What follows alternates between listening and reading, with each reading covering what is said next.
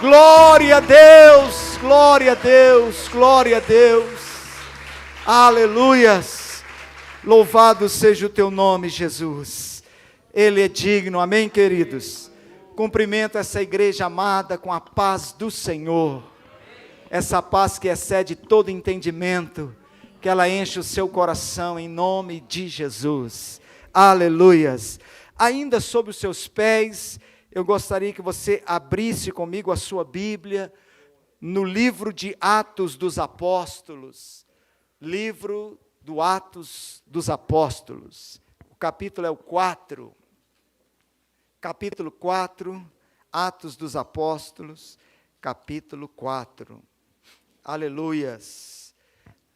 Saúdo a todos vocês que estão aí nos acompanhando pelas nossas redes sociais, que a graça do Senhor encha o seu coração, a sua vida, a sua casa, aí o seu escritório, o seu quarto, o seu carro, aonde você estiver, aí com o seu smartphone ou com a sua Smart TV, com o seu computador, que a graça de Deus alcance todos vocês, todos que estão ao alcance desse culto, em nome de Jesus, aleluias. Atos dos Apóstolos, o capítulo é o 4, aleluias, louvado seja o Senhor, Deus é maravilhoso, aleluias. Todos acharam, meus queridos?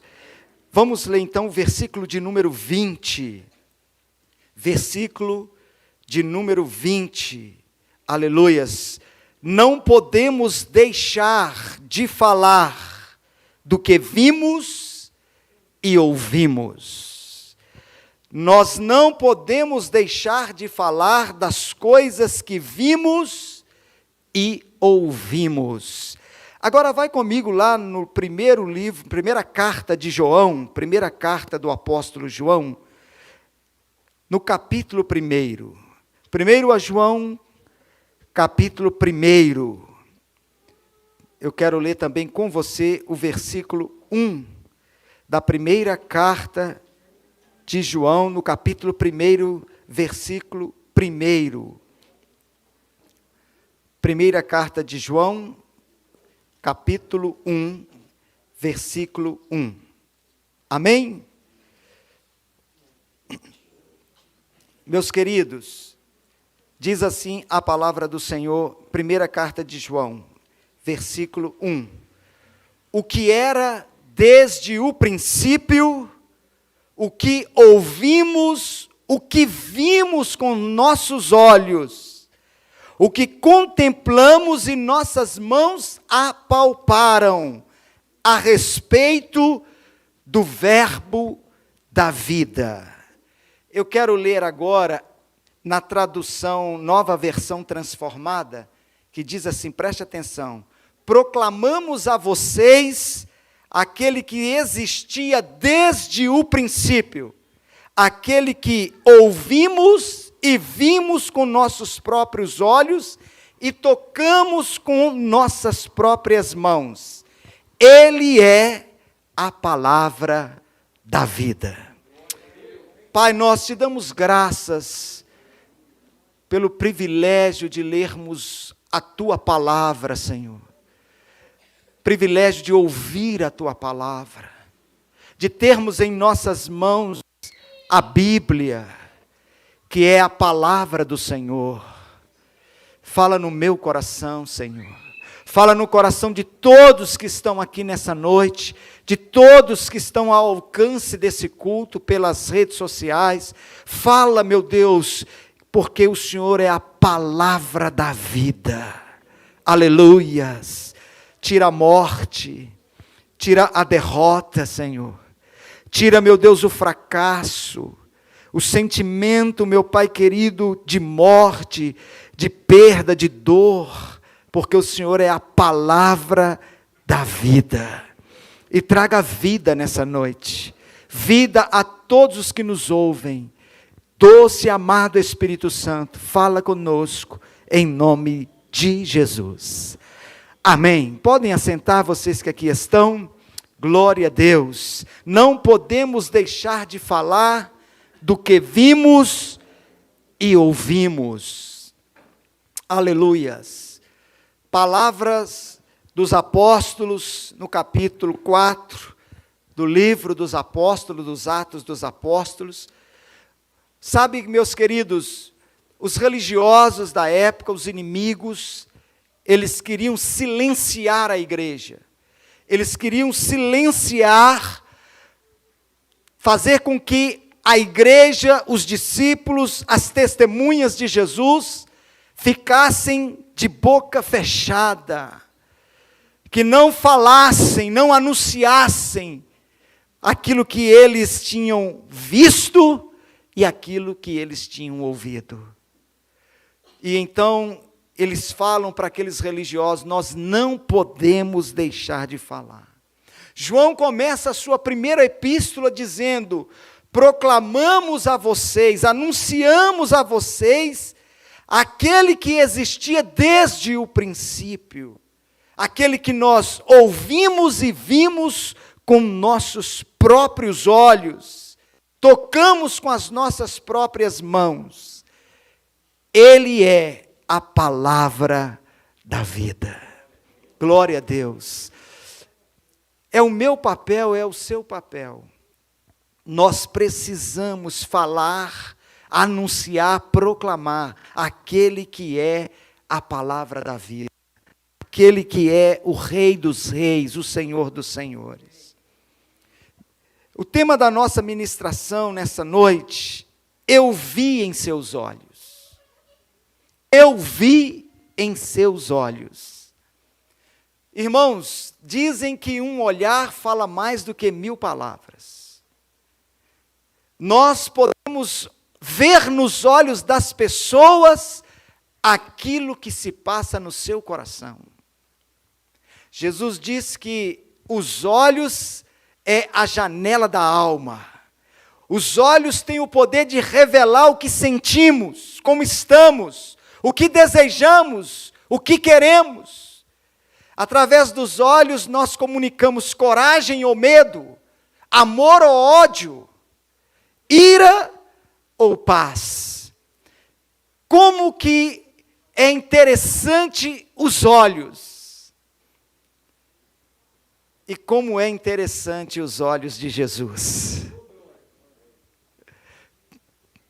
Como é interessante o olhar de Jesus. Amém? Eu vi em seus olhos. Qual seria o seu testemunho? O que você diria? O que você falaria se alguém lhe perguntasse o que você viu nele para deixar tudo e o seguir? O que você viu nele para que você negasse a si mesmo e passasse então a viver para ele e a viver os propósitos dele? Qual seria a sua resposta? Como você iria dizer? Como você iria testemunhar? Se nós passearmos pelo Evangelho, nós poderemos ver algumas testemunhas que viram no olhar de Jesus, que viram nos olhos de Jesus, algo transformador para as suas vidas. A vida do ser humano, irmãos, do homem, no sentido geral, no sentido genérico, vai mudar e muda quando ele encontra o olhar de Cristo, quando ele encontra os olhos de Cristo. Você sabia que você é atraído pelo que vê? O seu coração se inclina por aquilo que vê. Você é atraído por aquilo que vê. Um dos sentidos, o ver, é um dos sentidos fantásticos que nós temos. E eu queria que você pensasse comigo, o que diria aquela mulher que foi pega em flagrante adultério? Lá no capítulo 8 do Evangelho de João, do versículo 7 ao versículo 11, aqueles homens, aqueles religiosos, diz o texto, que pegaram aquela mulher em flagrante adultério. Ela não ia ser só exposta à vergonha, meu irmão. A lei de Moisés dizia que os adúlteros tinham que ser o quê? Apedrejados. não era apenas expô-la à vergonha, não era apenas fazer com que o erro, o pecado dela viesse a público e ela fosse axingalhada. Não! Havia uma condenação para ela, não tinha como ela negar, não tinha como ela se defender, não tinha como ela clamar por um advogado, porque a lei dizia que aquele que era pego em flagrante adultério, os adúlteros, tinham que ser apedrejados. E o texto narra em João capítulo 8, que os religiosos, aqueles que eram justamente os que decretavam a sentença de morte, arrastavam aquela mulher naquelas ruas empoeiradas e a trouxe até Jesus e indagou de Jesus o seguinte: mestre, essa mulher foi pega em flagrante adultério. A lei de Moisés nos diz que ela tem que ser apedrejada. E tu? O que nos diz? O que nós devemos fazer com ela? Jesus faz silêncio. Aquela mulher não levanta o rosto. Aquela mulher foi arrastada pelas ruas. Você imagina como que aquela mulher talvez estivesse? Talvez com a sua pele toda arranhada, ferida, empoeirada, suja. Como ela foi arrastada? Será que foi pelas mãos, pelos cabelos, pelas roupas, talvez a deixando desnudada? Sua vergonha, seu opróbrio era muito grande. E o que era mais difícil, irmãos, o que era mais doloroso, é que todos que a olhavam, a condenavam. Ela não conseguia levantar o rosto. Eu não sei se você já passou por esse constrangimento de se deparar com um olhar condenativo, em que você comete um delito, um erro, e você tem que encarar as pessoas, mas o que mais dói é você ver no olhar das pessoas o juízo, o julgamento, a condenação. Penso eu que aquela mulher evitava os olhares. Penso eu que aquela mulher queria enfiar mesmo como uma avestruz a sua cara, a sua cabeça num buraco. Talvez clamando dentro dela, me apedrejem logo, tirem logo a minha vida, acaba logo com esse meu sofrimento. Porque todos a olhavam com um olhar de condenação. Ela nem encarou Jesus. O texto diz então que Jesus faz silêncio, que Jesus se cala diante do questionamento dos religiosos. E lá no versículo 7, diz que eles exigiram, continuaram exigindo de Jesus uma resposta, até porque eles tinham intenção de também apedrejar Jesus, de também ter algo para condenar Jesus, porque se Jesus falasse qualquer coisa contrária à lei de Moisés, então eles iam dizer, está vendo, esse homem é um herege, esse homem é contra Moisés, é contra nós. Como que vocês chamam ele de mestre, de rabino? O silêncio de Jesus, irmãos, talvez causasse mais dor naqueles religiosos do que naquela mulher. Porque por um momento, preste atenção, aquela mulher viu que a vida dela agora estava nas mãos de Jesus. Jesus faz silêncio, inclina-se, escreve com o dedo na areia, eles indagam, eles exigem uma resposta, e tu que nos dizes, o que você nos fala, para que possamos fazer com esta mulher? E Jesus se levanta, no meio daquele alvoroço, e ele diz o seguinte: aquele de vocês que nunca pecaram, atire a primeira pedra. Meu Deus! E ele volta-se para a areia, inclinado, continua escrevendo. E então a palavra diz ali que um silêncio toma conta daquelas pessoas.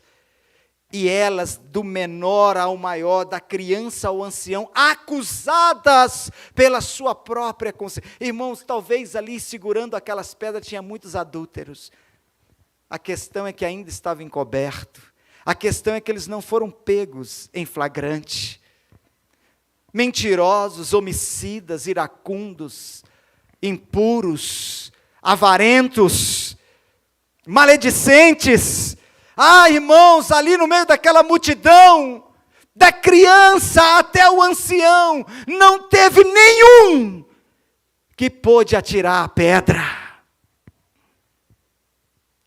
E a Bíblia diz que, acusados pela consciência, foram soltando as pedras e foram saindo. Olha, eu estou me condenando aqui, eu estou me condenando aqui. Porque eu também reconheço, eu sou pecador, eu também sou digno de ser apedrejado.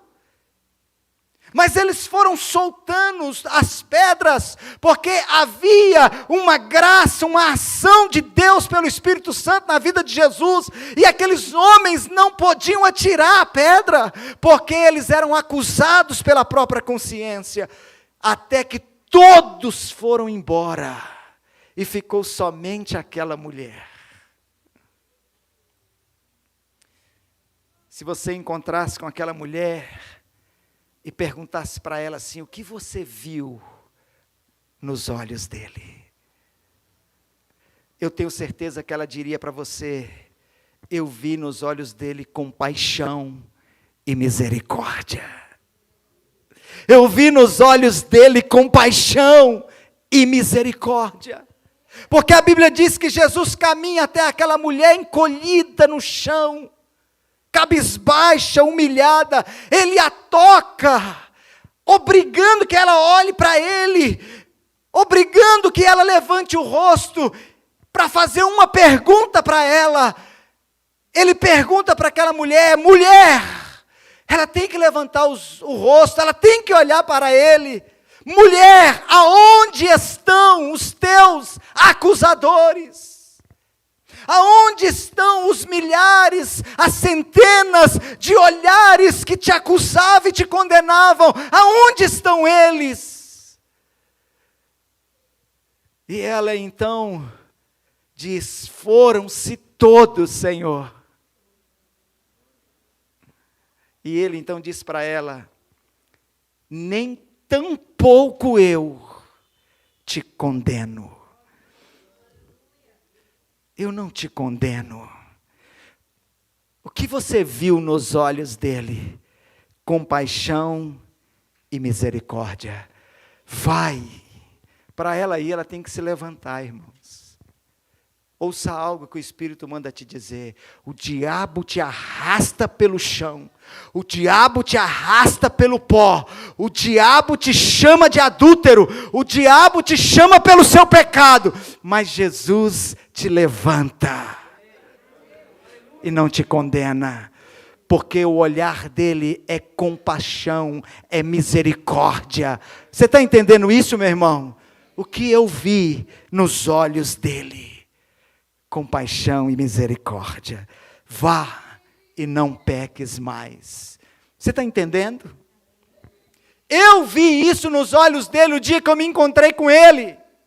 Eu vi compaixão e misericórdia. Você viu? Então dá um glória a Deus, meu irmão. Nem tampouco eu te condeno, porque o único que estava ali, e que não tinha nenhum pecado, e que poderia apedrejá-la, decidiu não condená-la. Porque Jesus disse: eu não vim condenar, eu vim salvar. Dê um aplauso a ele. Aleluias. Estas coisas que João, que os discípulos, que os evangelistas estão dizendo, nós não podemos deixar de falar. Nós estamos vivendo um tempo, irmãos, em que a igreja está deixando de falar o que viu e o que ouviu. E nós estamos imbuídos de um espírito de religiosidade, e nós só pregamos condenação, nós só pregamos apedrejamento, Não é isso que nós vimos nele compaixão e misericórdia. Ide e aprendei, misericórdia quero e não sacrifício.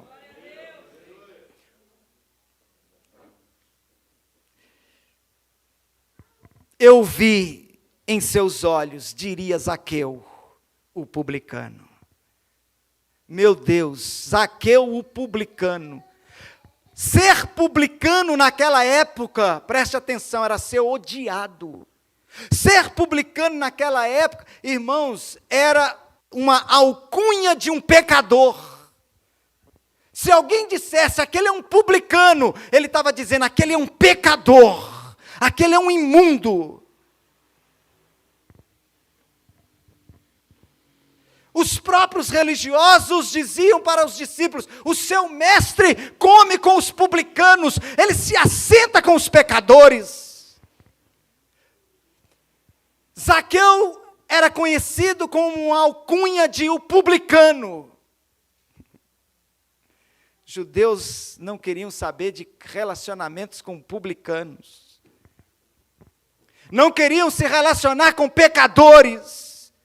Ou seja, eles, numa linguagem assim, indiana, né? Eles são de uma casta muito baixa, nós não podemos nos misturar com eles. É aquele espírito da dona Florinda, não se misture com essa gentalha. Vamos, tesouro, não se misture com essa gentalha. Meus irmãos, é esse espírito que paira numa igreja imbuída de religiosidade. Eles são pecadores, eles são publicanos. A Bíblia nos diz, lá no Evangelho de Lucas, no capítulo 19, que esse pecador, que esse publicano, desejava ver Jesus. Meu Deus! Desejava ver Jesus. Ele era de pequena estatura, a multidão cercou, Jesus ficava no meio, ele não conseguia ver, ele se adianta à multidão, ele sabia, ele vai passar por aqui, ele sobe em uma árvore, em um zimbro. Imagine, irmãos, aquele homem rico, de vestes talares, de vestes bonitas, subindo em uma árvore, pagando um mico desse. E ele se agarra ali àquele galho pendurado e falou, quando ele passar aqui, eu vou vê-lo. E a Bíblia diz, irmãos, que Jesus então chega na caminhada por baixo, sob aquela árvore, e a Bíblia diz que então ele olhou para cima. Aleluias. Ele olhou para cima e disse, Zaqueu, desça depressa, porque hoje eu vou me hospedar em sua casa. Eita glória, Jesus. O que é que Zaqueu viu, irmãos? O que é que Zaqueu viu naquele olhar? Ele viu naquele olhar aceitação. Ele viu naquele olhar, não existe nesse olhar acepção de pessoas. Não existe nesse olhar, olha, você é inferior, você é ralé, você é pecador. Não, ele viu nesse olhar, olha, eu quero estar na sua casa hoje com você. Ser publicano era ser rejeitado, era não ter amigo. Ser publicano era ser colocado à margem da sociedade. E ele ouve de Jesus, eu quero hospedar em sua casa. A Bíblia diz que desceu sem demora, depressa. E a Bíblia diz que ele desceu cheio de alegria. Me belisca aqui, por favor, me belisca aqui, eu ouvi isso mesmo. Ele falou que vai ficar na minha casa. A alegria, imagina o êxtase desse homem. Ah, irmãos, só quem já foi rejeitado sabe o que é isto. Só quem é cercado por olhares de rejeição sabe o que é isso. Só quem é cercado por olhares em que faça com que ele se sinta um verme, um inferior, um nada. Hoje eu quero estar com você na sua casa. Mas quem sou eu para você entrar na minha casa? Quem sou eu para você se assentar à minha mesa? Quem sou eu? Você é Zaqueu. Mas eu sou um publicano, um pecador, mas eu vim para os pecadores, eu vim para os doentes e não para os sãos.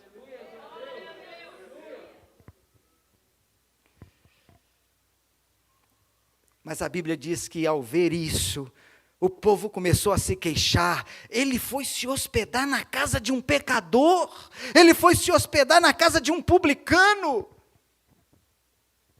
Sim, ele foi. Porque Zaqueu viu nos olhos dele aceitação. Eu não concordo com o seu pecado. Eu odeio o seu pecado. O seu pecado me aborrece. Mas eu amo você. Eu amo você. É isso que Zaqueu viu. Um Deus que é capaz de aceitar.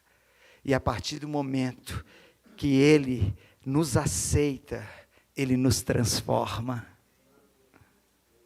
Está ali o maior banquete rolando e Jesus se alegrando. Você acha que Jesus estava ali condenando? Estava ali? Não, a Bíblia diz que Jesus estava tranquilo, comendo, se alegrando, tomando vinho. Jesus estava ali festejando.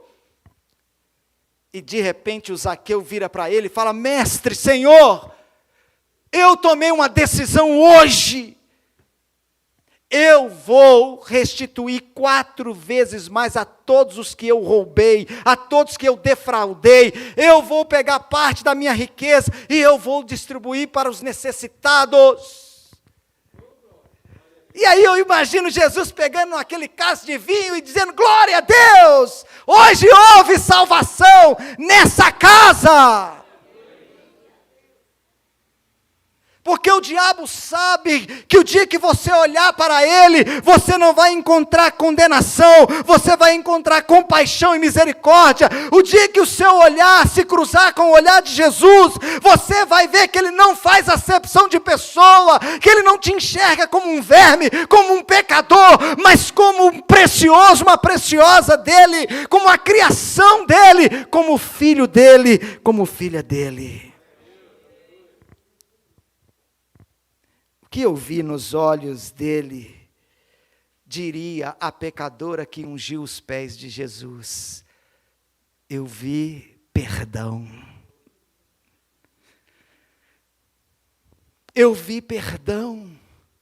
Irmãos, olha que diferença, eu fiz questão de colocar esses 2 exemplos próximos.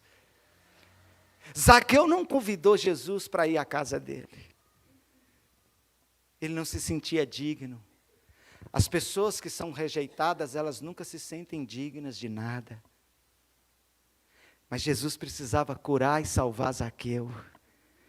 E a melhor maneira de salvar Zaqueu era dizer: Zaqueu, eu te aceito como você é. Porque a minha vida vai transformar a sua vida. Agora tem um tal de Simão que é fariseu. Ele é membro de uma das seitas mais respeitadas da época de Jesus, do farisaísmo.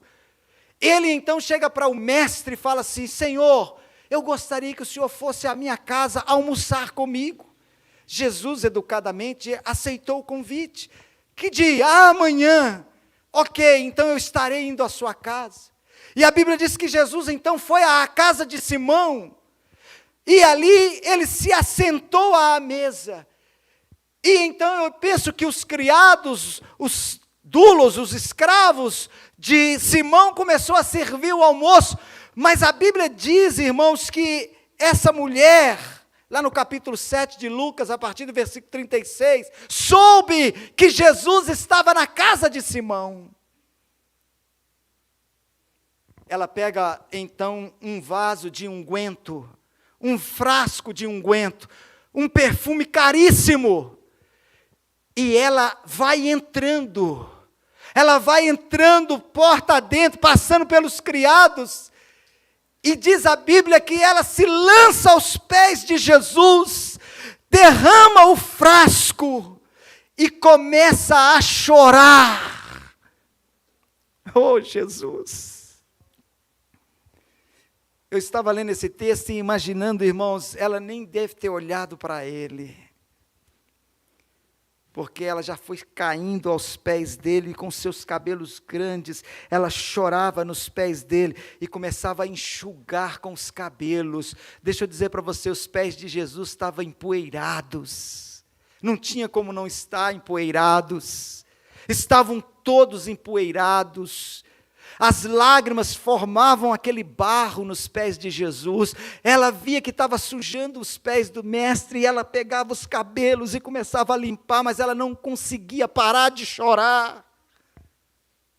E então Simão, na sua mente, pensou assim: esse homem não é profeta coisa nenhuma. Se esse homem fosse profeta, ele saberia que aquela que o toca é uma pecadora. Ou seja, uma mulher da vida, impura. Jesus então diz para Simão assim: Simão, eu quero te fazer uma pergunta. Dizes, mestre. Olha, havia um credor que tinha 2 devedores, um lhe devia 500 denários, o outro lhe devia 50. E nenhum dos 2 tinha como pagá-lo, então ele resolveu perdoar a ambos. Quem você acha que o amará mais? Ele refletiu e disse assim: aquele que muito ele perdoou, vai o amar mais. E ele disse: disseste bem, Simão.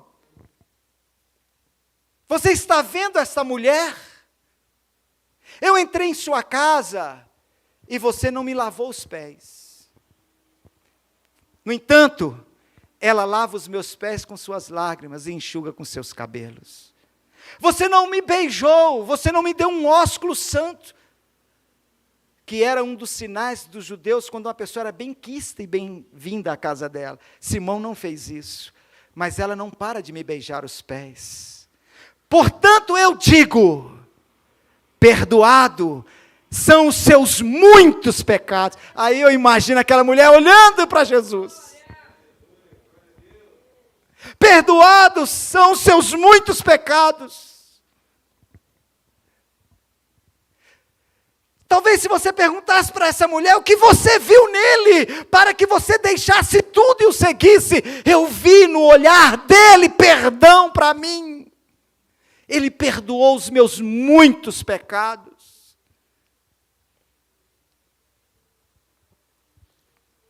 Um pastor muito querido e amigo teve uma experiência muito terrível. Ele teve um sonho que ele estava numa fila. E ele começou a perceber que na fila que ele estava, tinha muita angústia e muita dor. E ele então estava naquela fila e tinha anjos em pé ao redor daquelas pessoas que estavam naquela fila. E a fila ia caminhando, e quanto mais aquela fila ia caminhando, mais angústia e mais dor ele sentia naquela fila. E então, irmãos, ele perguntou para um anjo que estava assim: aonde essa fila vai me levar? E o anjo disse para ele: para o inferno. Esse pastor, no sonho, disse: para o inferno, mas eu estou na fila errada. Não é essa a minha fila, eu estou na fila errada. E o anjo disse para ele: não, você está na fila certa, você está na fila dos que vão para o inferno. E aí ele acordou, gritando, e a esposa dele segurando ele pelos ombros, chamando ele pelo nome, dizendo: fulano, fulano, fulano, o que está acontecendo? E ele suava, a roupa toda molhada de suor, e ele desesperado, acordou desesperado, e ele disse para ela: eu tive um sonho, eu estava indo para o inferno. E aí, irmãos, esse pastor disse assim: Deus, o que o Senhor quer me dizer com isto? Deus, o que o Senhor quer falar comigo? O que o Senhor quer dizer? E Deus falou com ele assim: você não perdoou a fulana que te traiu.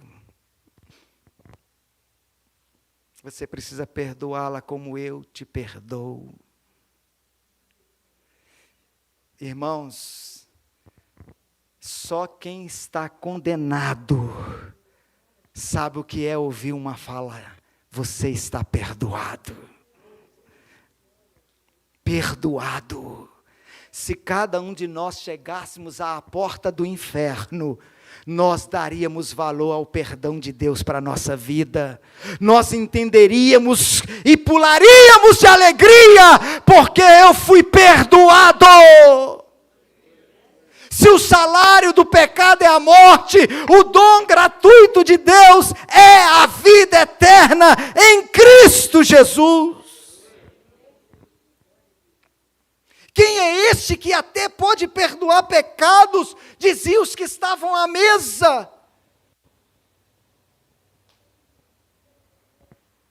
E ele olha para aquela mulher e disse: mulher, a tua fé te salvou.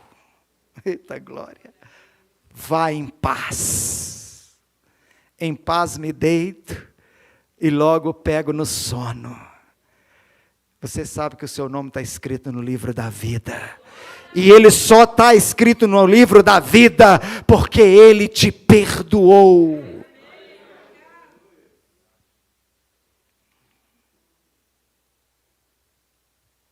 Eu não sei se é uma visão ou se foi uma iluminação, mas eu li num livro e achei tremendo.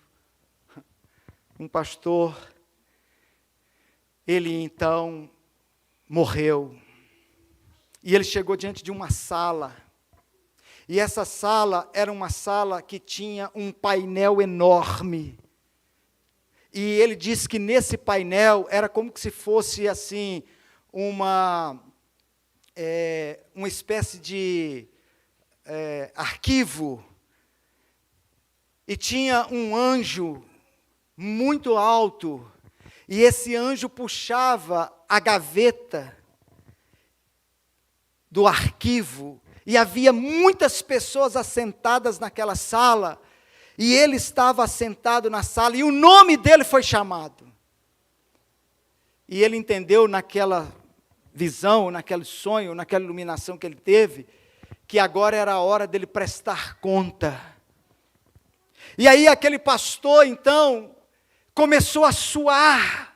Ele olhava para a sala e ele via ovelhas dele ali, ele via vizinhos dele ali, ele via parentes dele ali, e ele então começou a dizer: não, agora eles vão saber tudo que eu fiz de errado, eles vão saber todos os meus podres, todos os meus pecados. E então aquele anjo caminhou até aquele painel enorme e tinha na gaveta o nome dele, e o anjo disse para ele: está aqui, tudo que você fez está aqui, e puxou aquela gaveta enorme, e fazia aquele barulho, e ele suava gelado.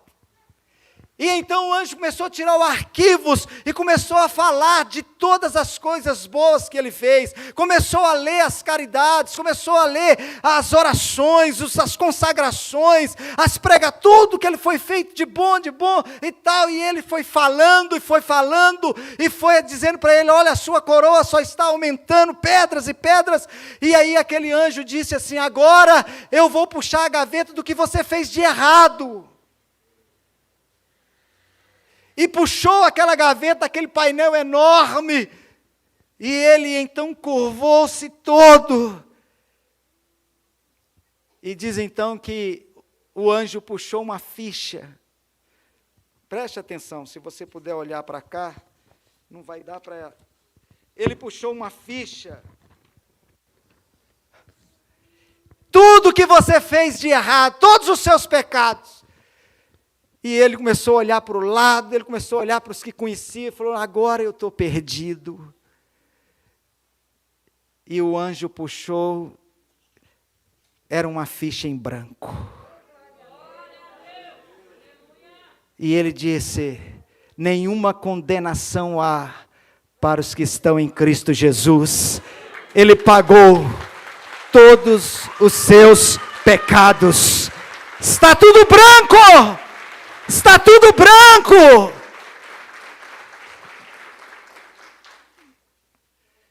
E aquele homem caiu em prantos, chorando. E o anjo disse: você foi perdoado.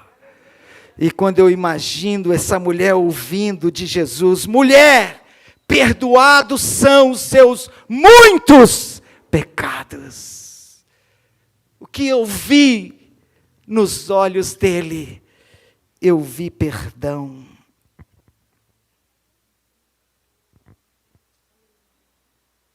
Já não há mais condenação.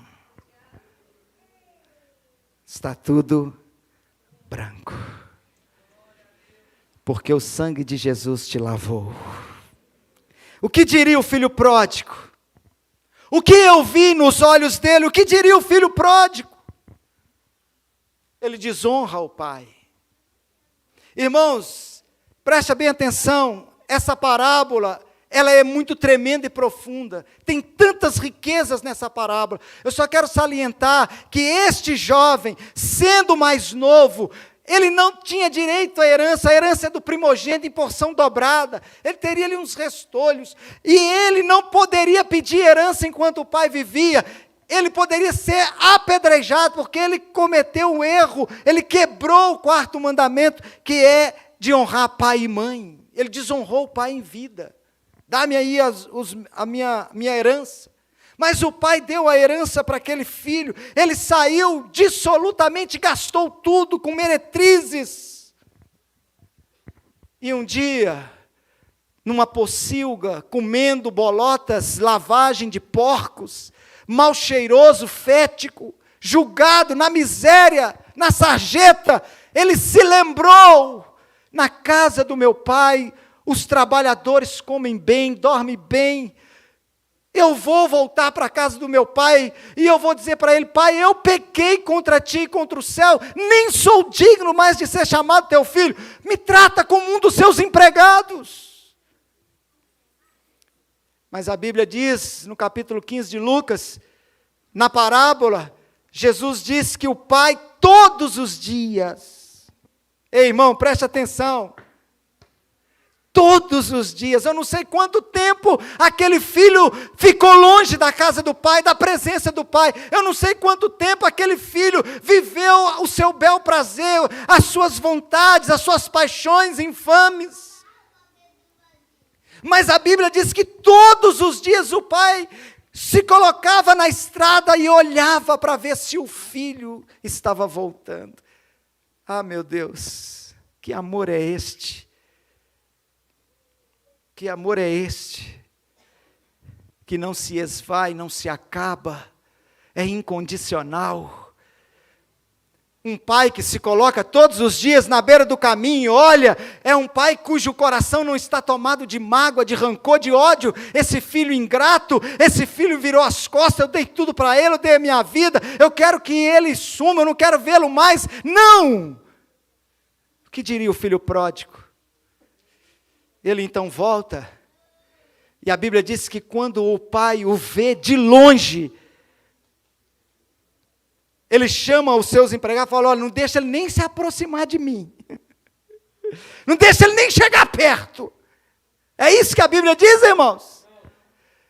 Diz que quando o pai o viu de longe, correu ao seu encontro. Ele não se aguentou nem esperar o filho chegar. Correu ao encontro, o abraçou, beijou. Ele não falou nada. Ele o abraçou, beijou. E o filho, depois de receber abraços e beijos, caiu aos pés daquele pai e diz: pai, eu pequei contra ti, contra os céus. Eu não sou digno de ser chamado teu filho. Me trata como um dos seus empregados.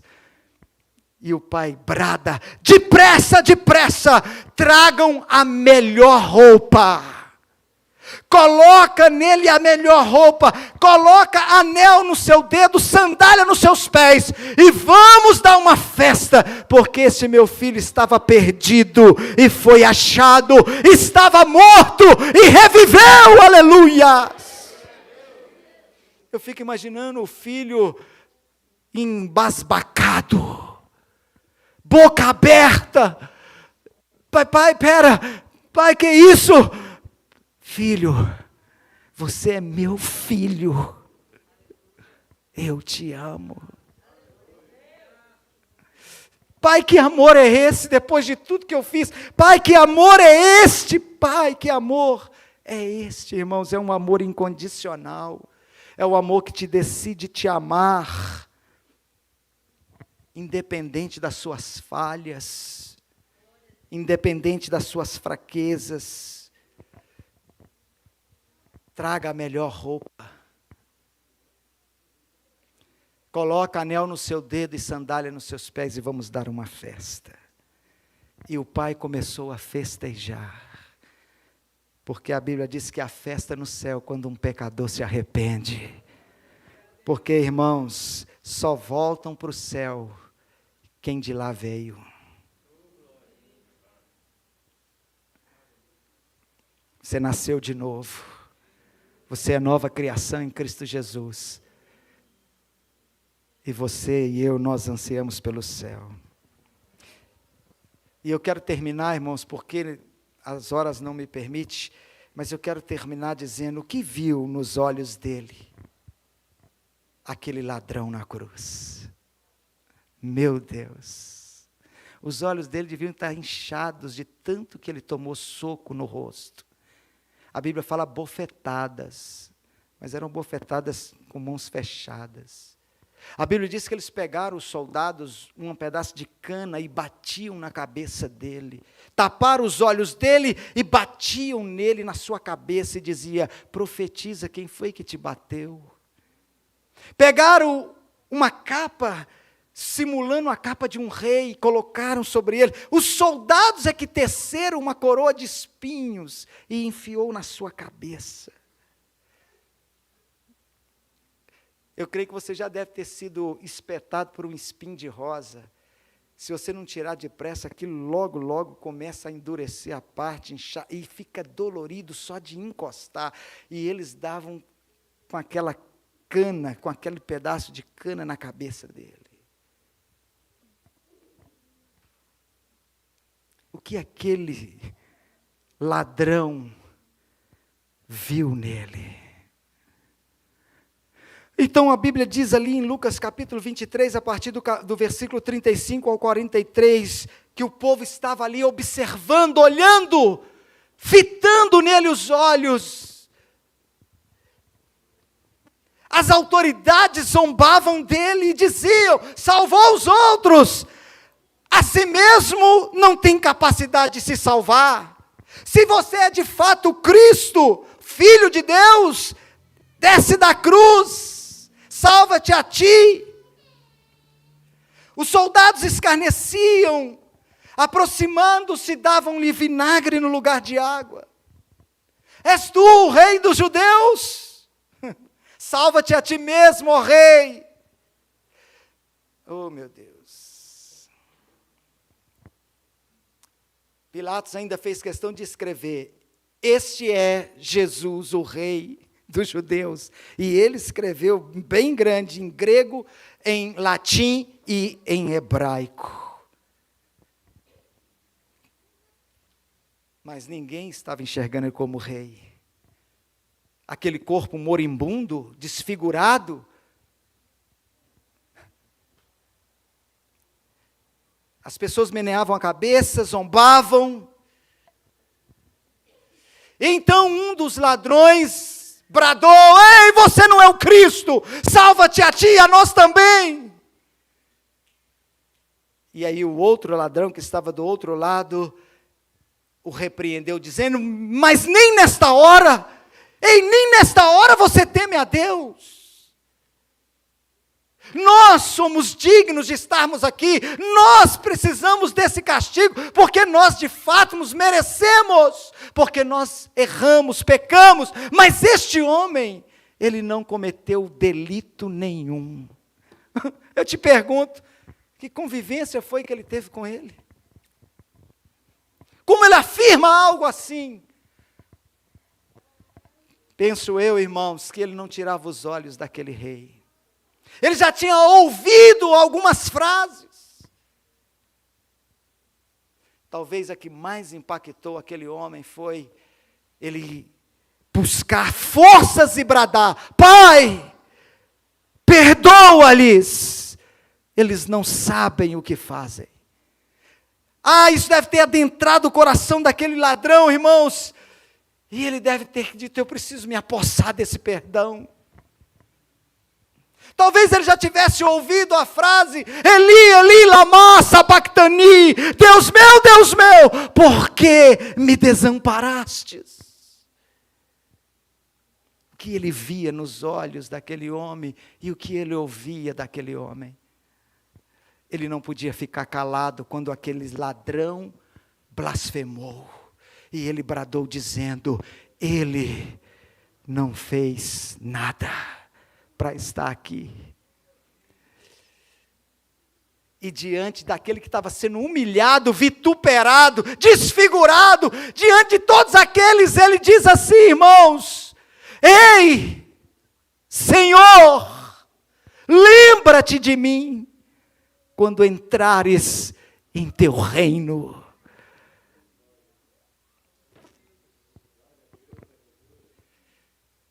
Imagina você, Jesus, se esforçando para voltar os olhos para aquele homem. Se esforçando para virar a cabeça.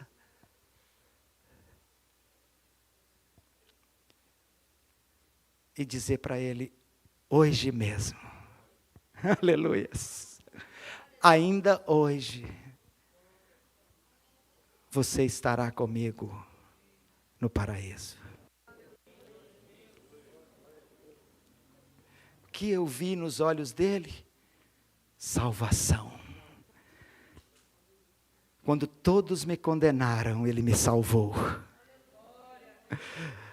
Quando todos me condenaram, ele me salvou. O que você viu nos olhos dele? Ei, psiu. O que você viu nos olhos dele? O diabo quer que você tire os olhos dele. Porque se você tirar os olhos dele, os seus olhos estarão nesse mundo. E quando os nossos olhos estão nesse mundo, ou nós ficamos iludidos, ludibriados, engodados por esse mundo, desejando esse mundo, ou nós enchemos-nos de ódio, de mágoa, de ranceio, de raiva dele, porque quando nós olhamos para o mundo, nós vemos a podridão do mundo, nos contaminamos. Olhe para ele e sedes iluminados, diz o Salmo 34, versículo 5, olhai para ele e sede iluminados, e o seu rosto não vai sofrer vexame. Olha para ele, e você não vai conseguir ficar calado. Você não vai deixar de falar de tudo aquilo que você vê no olhar de Jesus: compaixão e misericórdia, amor, perdão, salvação, aceitação. Meu irmão, tira os olhos desse mundo que te condena, que te ludibria, te engana, te engoda, te arrasta para o inferno. Olhe para ele e sede iluminados, e o seu rosto não vai sofrer decepção. Jamais você olhará para ele e você ficará decepcionado. E aí você vai dizer o que João disse aqui no primeiro versículo, no primeiro capítulo da sua epístola. João disse assim: eu estou proclamando, nós proclamamos o que nós vimos, ele é a palavra da vida. Aleluias! Quando todos os deixaram, João 6, versículo 68, quando todos o deixaram, quando todos se escandalizaram dele, quando todos voltaram as costas, ele pergunta aos discípulos, aos 12, e vocês não vão também? Para onde nós iremos? Se só tu tens palavras de vida eterna. A única coisa que você vai ver nos olhos dele: eu tenho vida para te dar, eu vim para que você tenha vida e a tenha com abundância. Para de olhar para o mundo, para de olhar para a religião, para de olhar para as filosofias, olhe para ele, porque você vai encontrar vida nele. E quando as pessoas te perguntarem o que você viu nele para deixar tudo e o seguir, eu vi vida nele. Eu estava perdido, eu estava morto, eu revivi nele. E eu sou uma nova criação em Cristo Jesus. Dê um aplauso a ele. Aleluias! Fica de pé no seu lugar. O que eu vi nos olhos dele. Uramanai canta la basura, baixalamanai canta la cera e de balas. Ramaste la basturi de canta la mas. Ora la baixaia canta la basturi anda la mai canta ele si. Ele aceita você. Ele perdoa você, Ele ama você, Ele é compassivo, misericordioso, bondoso. Meu irmão, Ele aceita você. Não é você que aceita Ele. Não fui eu que aceitei Jesus. Foi Jesus que me aceitou. Que me levantou, que me transformou, que me perdoou, que me salvou. Que me tirou da condenação. E me deu vida eterna. Aleluias. Ninguém me toca como você. Ninguém me vê como você me vê, faz brilhar teu rosto sobre mim. Ninguém me toca como você, ninguém me vê como você me vê, faz brilhar teu rosto sobre... Levante as suas mãos e vamos declarar isso. Cadê a turma do louvor? Ninguém me toca como você, ninguém me vê como você me vê, faz brilhar teu rosto sobre mim. Canta, igreja, solta a sua voz aí e declara isso, porque Ele olhou para você e você olhou para Ele, e a sua vida nunca mais foi a mesma. A sua vida mudou. Eu imagino Zaqueu cantando: ninguém me olha como você, ninguém me vê como você me vê. Eu imagino aquela mulher adúltera dizendo: ninguém me olha como você, ninguém me vê como você me vê.